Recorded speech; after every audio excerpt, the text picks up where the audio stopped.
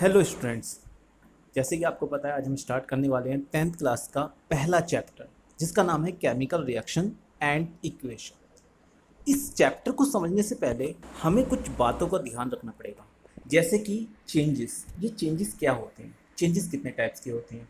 तो जैसे कि आपको पता है कि चेंजेस दो टाइप्स के हो सकते हैं, एक physical change and chemical change. ऐसे तो हम लोगों ने 9th क्लास में इसके बारे में पढ़ा है, लेकिन फिर भी हमको इसके बारे में अगर नहीं पता है तो हमें इसके बारे में जान लेना चाहिए। अदरवाइज 10th क्लास का बहुत बड़ा सेगमेंट आप लोग स्किप कर जाएंगे। तो आइए चलो देखते हैं क्या होते हैं physical change and chemical change, इनके बीच में क्या डिफरेंस होता है जिससे हम आसानी से पता लगा पाएँ।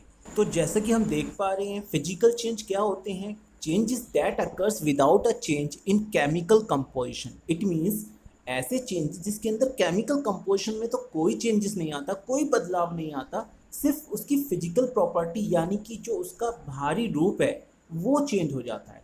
लेकिन केमिकल चेंज की अगर हम बात करते हैं तो chemical change bring difference is chemical property, उसकी केमिकल प्रॉपर्टी को भी ये चेंज कर देते हैं, तभी इनको केमिकल चेंज कहा जाता है। सेकेंड डिफरेंस अगर हम देखें वो है no new substance is formed only the state changes. Means physical changes के अंदर स्टेट में चेंजेस आता है खाली, और कोई भी न्यू सब्सटेंस बनता नहीं। लेकिन अगर हम केमिकल चेंजेस की बात करते हैं तो उसमें लिखा है न्यू सब्सटेंस आर फॉर्म, उसमें नया सब्सटेंस बनता है, और इसीलिए इसको हम लोग केमिकल चेंज बोलते हैं। सबसे खास बात यह है कि जो फिजिकल चेंज होते हैं वो टेम्पररी होते हैं और उसके बाद उन्हें रिवर्सिबल भी किया जा सकता है। जो केमिकल चेंजेस होते हैं वो एक परमानेंट प्रोसेस होता है, परमानेंट चेंजेस होता है, उसे आप रिवर्सिबल इजीली क्या कर ही नहीं सकते हैं। जैसे कि आप एग्जांपल के तौर पे अगर आप किसी कागज़ को जलाते हैं, बर्निंग ऑफ पेपर, उसे आप रिवर्स नहीं कर सकते हैं। लेकिन अगर मैं बात करता हूँ टीयरिंग ऑफ पेपर्स, अगर मैं किसी पेपर को फाड़ता हूँ, कागज़ को फाड़ता हूँ, तो मैं वापस उसे टेप लगा के या किसी भी प्रोसेस के थ्रू उसको वापस जोड़ सकता हूँ, वो रिवर्सिबल है यानी वो फिजिकल। लेकिन क्या कागज़ अगर जल गया है, बर्निंग ऑफ पेपर्स, यानी कि अगर कागज़ जल चुका है तो वापस तो आएगा नहीं। अब इसीलिए हम उसको क्या बोलते हैं, केमिकल चेंज। और दूसरी बात, उसके अंदर हमारे को कार्बन डाइऑक्साइड बनती है, यानी न्यू सब्सटेंस बन रहा है, तो वो क्या कहलाता है, हमारा केमिकल। यहाँ पे देखेंगे हम एक और एग्जांपल है, changes of state ice to water to gas. यानी कि पानी को अगर हम ठंडा करते हैं, जमा लेते हैं, तो वो आइस बन जाता है, लेकिन रहता तो वाटर ही है ना, उसकी कोई केमिकल प्रॉपर्टी चेंज नहीं होती है। और अगर हम उसको गर्म करते हैं तो वो गैस की फॉर्म में आ जाता है, तब भी वो वाटर ही रहता है, उसकी कोई चेंजेस तो होते नहीं है उसकी प्रॉपर्टीज के अंदर।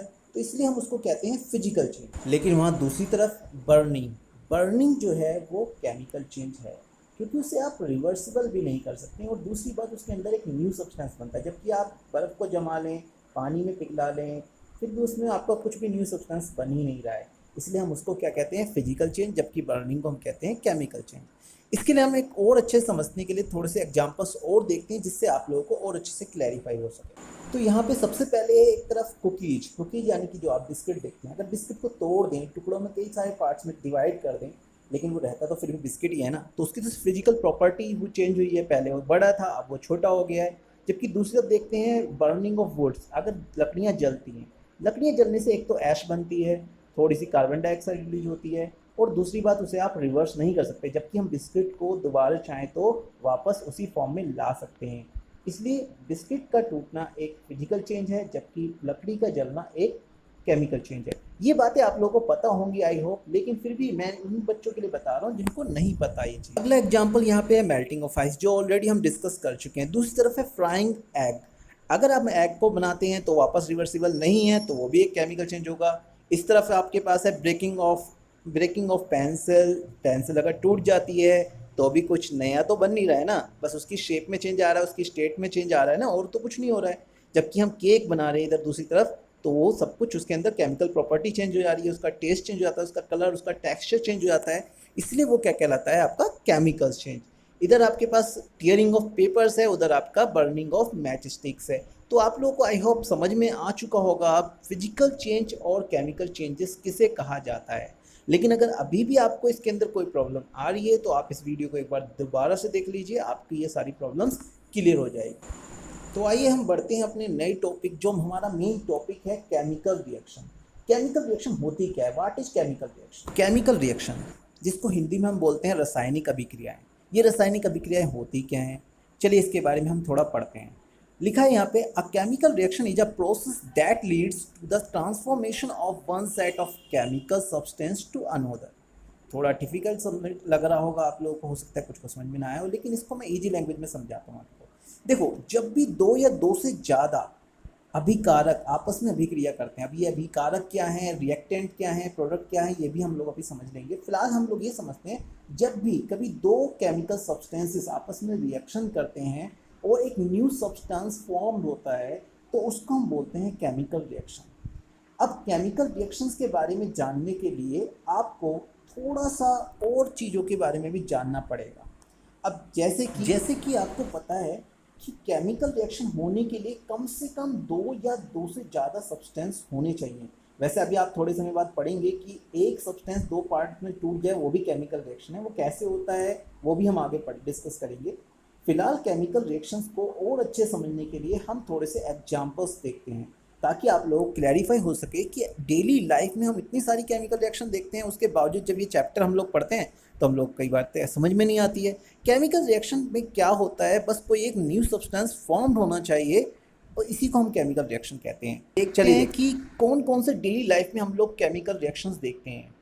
डेली लाइफ में आप लोग बहुत टाइप्स के केमिकल रिएक्शन देखते हैं, बस ऑब्जर्व नहीं करते हैं। जैसे बर्निंग ऑफ कैंडल। अब बर्निंग ऑफ कैंडल से केमिकल रिएक्शन है भी या नहीं, हम ऑलरेडी डिस्कस कर चुके हैं। अब यहाँ पे आप देख रहे हैं बर्निंग ऑफ सब्सटेंस बन रहा है, क्या न्यू सब्सटेंस बन रहा है, कार्बन डाइऑक्साइड, और यहाँ पे आपकी फायर फॉर्म हो रही है। और भी बहुत सारे यहाँ पे केमिकल रिएक्शन देखेंगे हम लोग। जैसे कि यहाँ पे देखेंगे कुकिंग ऑफ फूड, बहुत सारी चीज़ें देखेंगे, नई सब्सटेंस बन जाता है, मसाले मिलते हैं, नमक मिलती है और आपका फूड तैयार हो जाता है। राइपनिंग ऑफ फ्रूट्स, फलों का पकना, फल जो पकते हैं उनके अंदर भी केमिकल रिएक्शन तभी पक पाते हैं, इसीलिए इस पकने में केमिकल रिएक्शन कहते हैं। देखिए रस्टिंग ऑफ आयरन, ये तो आमतौर पर हम देखते ही रहते हैं कि लोहे में जंग लगता है, ये भी केमिकल रिएक्शन है। नया सब्सटेंस बन रहा है, रस्ट यानी जंग। आप देखेंगे पॉपिंग ऑफ पॉपकॉर्न, जब पॉपकॉर्न बनते हैं तो एक मक्का का दाना होता है, कौन जो है चेंज हो जाता है पॉपकॉर्न में। डाइजेशन ऑफ फूड, ये सब हमारे आसपास डेली लाइफ में होने वाले वो केमिकल रिएक्शन देखते आते हैं। और आप देखेंगे ग्रेप्स का फ्रेगमेंटेशन, जो आपने देखा हो ग्रेप वाइन बनती है। चलिए अब हम देखते हैं representation of a chemical reaction. Chemical reaction अगर होती है तो हम उसे रिप्रेजेंट कैसे करते हैं। केमिकल रिएक्शन को रिप्रेजेंट करना भी हमको आना चाहिए। तो हमारे सामने एक एग्जांपल है, glucose and oxygen yields carbon dioxide and water. यानी ग्लूकोज और ऑक्सीजन के मिलने से हमें क्या मिलेगा, हमें मिलेगा कार्बन डाइऑक्साइड एंड वाटर। जैसे अब जो आप देखते हैं इसके बीच में एक एरो का साइन है, इसमें दो साइड हो गई, एक लेफ्ट हैंड साइड जिसमें आपको लिखा है C6H12O6 जिसको हम ग्लूकोज बोलते हैं, प्लस में लिखा है O6O2। अब ये जो ऑक्सीजन है और जो ग्लूकोज है वो हमारे लेफ्ट साइड हैं एरो के, जिसका मतलब ये क्या है, रिएक्टेंट है। रिएक्टेंट क्या होते हैं ये भी हम लोग भी डिस्कस करने वाले हैं। और जो दूसरी तरफ है राइट हैंड साइड की तरफ, carbon dioxide and water CO2 and H2O। अब यहाँ पे जो कार्बन डाइऑक्साइड और वाटर है वो राइट हैंड साइड है और ये हमारा कहलाता है प्रोडक्ट। यानी बीच में हो गया एरो, लेफ्ट हैंड साइड में हो गए रिएक्टेंट्स और राइट हैंड साइड में हो गए प्रोडक्ट्स। अभी रिएक्टेंट्स और प्रोडक्ट्स क्या होते हैं ये भी हम लोग ऑलरेडी अभी हम इसके बारे में डिस्कस करते हैं। इससे पहले यहाँ पे कुछ बातें आपको समझनी है। देखिए कोफिशिएंट आप लोग मैथ्स के अंदर ऑलरेडी जानते होंगे कि जो भी हमारे नंबर एल्जेब्रिक के अंदर हम लोग इसको यूज करते हैं। जैसे कि आपने देखा होगा यहाँ पे O2 ऑक्सीजन के आगे 6 लिखा है, 6 से मल्टीप्लाई हो रहा है तो वो उसका कोफिशिएंट है। जबकि जो इनकी बेस में लिखे है ना ये C6H12O6, ये नीचे बेस में जो आ रहे हैं इसको बोलते हैं सबस्क्रिप्ट। ये आपको पता होना चाहिए। और यहाँ पे आप देखते हैं जैसे कि ये मॉलिक्यूल्स हैं CO2 H2O, ये सब क्या है, ये मॉलिक्यूल्स से एक फॉर्मूले हैं वाटर के, कार्बन डाइऑक्साइड के, ग्लूकोज के, ऑक्सीजन का तो खैर कोई फॉर्मूला नहीं है, ये मॉलिक्यूल्स है सिंपल। तो आप लोग इससे आपको बेहतर अंडरस्टैंडिंग मिलेगी अगर आप ये छोटी छोटी बेसिक्स बातों को बेसिक को समझ लेंगे, बहुत आपको हेल्प करेगा आने वाले टाइम के अंदर।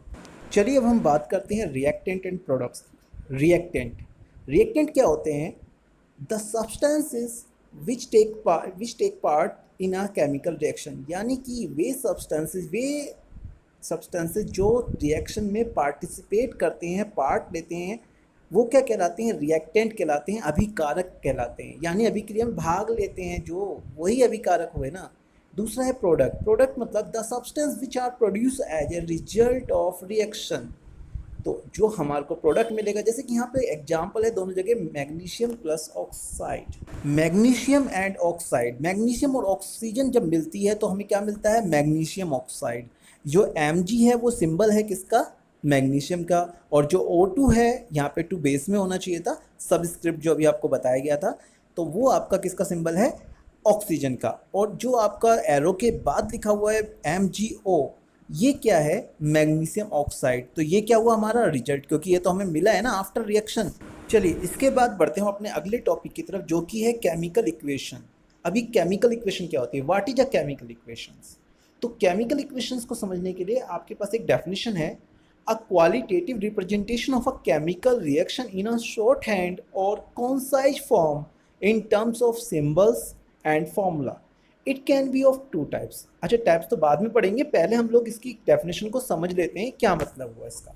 इसका मतलब ये हुआ कि केमिकल इक्वेशन यानी कि रासायनिक अभिक्रिया जो होती हैं उनकी जो रासायनिक समीकरण हैं वो कैसे लिखते हैं, वो क्या होती है, इसके बारे में हमें पढ़ना है। तो इसका मतलब ये हुआ कि हम जो भी केमिकल रिएक्शन कराते हैं, सपोज करो आपके पास 2 रिएक्टेंट हैं, यानी reactant A and reactant B, आपने उन दोनों की रिएक्शन कराई और आपको मिलता है सी।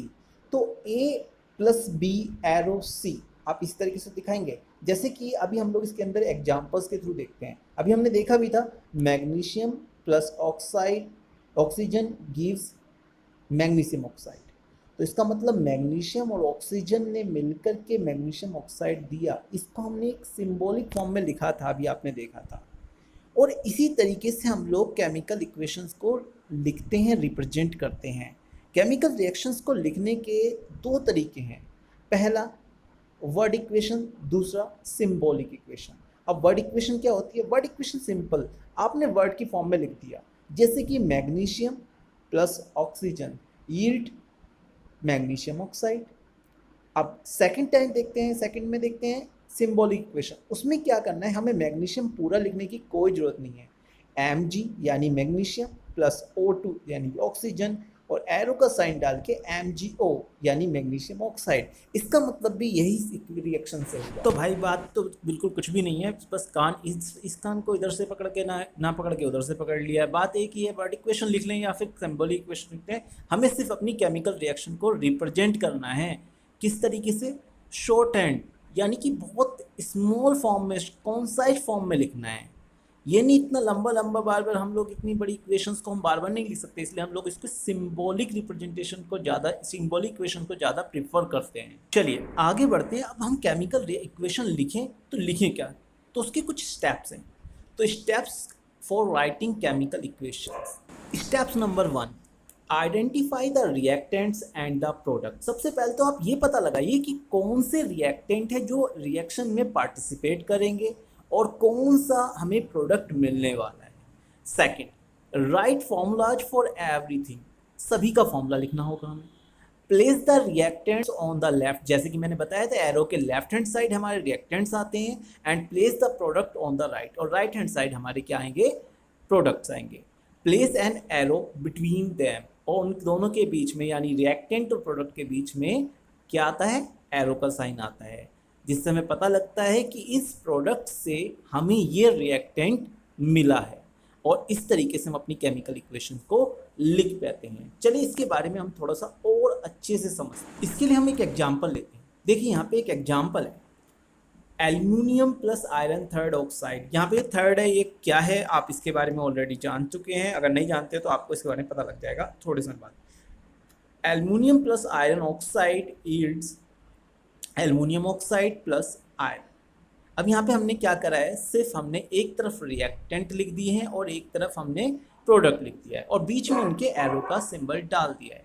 अब हमें उनके फॉर्मूला पता है। स्टेप सेकंड में हमें क्या पता है, एल्यूमिनियम का फॉर्मूला होता है Al, और यहाँ पे ब्रैकेट के अंदर हमने जो S लिखा है इसका मतलब होता है सॉलिड। और सेकंड हमारे पास आयरन थर्ड यानी Fe2O3। Fe जो सिंबल होता है वो आपको पता है आयरन का होता है और ये भी हमारा सॉलिड फॉर्म में होता है। इधर हमने लिखा Al2O3 जो कि एल्यूमिनियम ऑक्साइड के लिए है, और आयरन के लिए हमने यहाँ पे यूज किया Fe। और इसी के साथ यहाँ पे अगले स्टेप देखते हैं। स्टेप नंबर 3 पे हमने क्या लिखा है, Al यानी एल्यूमिनियम प्लस Fe2O3 यानी आयरन ऑक्साइड, और इसमें से एरो का सिंबल डाल के हमने लिख दिया AlO3, और साथ में प्लस में Fe यानी कि एल्यूमिनियम ऑक्साइड प्लस में आयरन। अब सबसे जरूरी स्टेप होता है जो 9th क्लास में हमने सीखा था, बैलेंसिंग द केमिकल इक्वेशन। आपको केमिकल इक्वेशन को हमेशा बैलेंस फॉर्म में लिखना है, और उसका कारण आप लोग जानते। कंजर्वेशन ऑफ मास, आपको ये कंजर्वेशन ऑफ मास का लॉ किसने दिया था? अगर आपने 9th क्लास में सच में पढ़ के आए हैं, आप 10th क्लास में अगर पढ़ के ही आए हैं, सिर्फ प्रमोट नहीं हुए हैं, तो आपको इसके बारे में पता होगा। आप कमेंट करके आंसर इसका जरूर दीजिएगा। चलिए, आई होप आपको ये वीडियो अच्छी लगेगी। और पार्ट 2 में हम देखेंगे types of chemical reaction. Thank you.